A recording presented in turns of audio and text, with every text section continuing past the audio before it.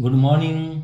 आपके अपने चैनल इसको 99 प्लस पर स्वागत है और फिर वही आपके प्रोमिस के अकॉर्डिंग मैं आपके 12 बजे फिर हाजिर हूँ और आपके पास लगभग 20 से 30 क्वेश्चन आपके पास 5 मिनट से लेकर लगभग 10 मिनट की जो वीडियो होती है। और अगर आप चैनल पे नए हो तो चैनल को सब्सक्राइब करो, लाइक करो और प्यारा सा नटखट सा क्या कर दो, कमेंट कर दो। और दूसरी आपकी इंफॉर्मेशन है कि आपके पास 10th और क्लास 12th के वेरी इंपॉर्टेंट क्वेश्चंस जो मैथ के हैं वो आपकी क्लासें स्टार्ट कर दी गई हैं, तो आप चैनल को सब्सक्राइब कर लो। आपका छोटा या भाई बहन है तो उसको आप ये वीडियो बता सकते हो। चलो तो नो टॉकिंग नो बकवास वीडियो स्टार्ट करते हैं। तो पहला क्वेश्चन दिया कि भारत में किस राज्य में रामसर साइटों की संख्या सबसे अधिक है, तो वो आपकी है तमिलनाडु। किसमें है बेटा? तमिलनाडु।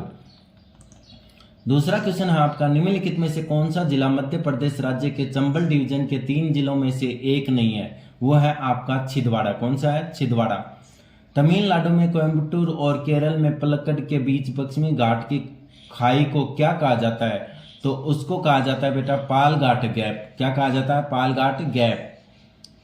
सरदार सरोवर बांध निम्नलिखित में से किस नदी पर है? तो वो आपका है नर्मदा नदी पर। कर्क रेखा भारत के 8 राज्यों से होकर गुजरती है, निम्नलिखित में से कौन सा उनमें से एक नहीं है? वो है आपका बिहार बेटा। सह्याद्री पर्वत को पश्चिमी घाट के रूप में भी जाना जाता है, जो भारत के सबसे दक्षिणी भाग के से कन्याकुमारी तक चलता है। गुजरात। कौन सा है? गुजरात। किस पर्वत को भारत का महान ढलान भी कहा जाता है? पश्चिमी घाट को। किसको? पश्चिमी घाट को। किस प्रकार के जल में घुले हुए लवणों की सांद्रता सबसे अधिक होती है? समुद्री जल में। किसमें? समुद्री जल में। जोजिला दर्रा किसको जोड़ता है? लेह और श्रीनगर को। किसको? लेह और श्रीनगर को। भारत की सबसे बड़ी जनजाति कौन सी है? वो है बेटा आपकी गौड़ जनजाति। कौन सी है? गौड़ जनजाति।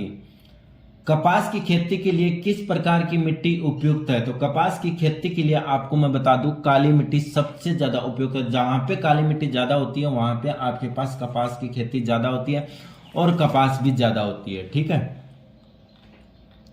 भारत की सबसे चौड़ी नदी कौन सी है? तो भारत की सबसे चौड़ी नदी की अगर बात करूं तो वो अपनी आ जाती है ब्रह्मपुत्र। कौन सी आ जाती है? ब्रह्मपुत्र। असम राज्य में गर्मियों के दौरान चलने वाली तेज आंध्र हवाओं को स्थानीय भाषा में क्या कहते हैं? देखो असम राज्य की बात कर रहा है, गर्मियों के दौरान जो आंध्र हवाएं चलती हैं उनको कहते हैं ब्रोडोई शिला। क्या कहते हैं? ब्रोडोई शिला कहते हैं। पूर्वांचल की पहाड़ियां भारत को किस देश से अलग करती हैं? पूर्वांचल की जो पहाड़ियां हैं वो देश को म्यांमार से अलग करती हैं।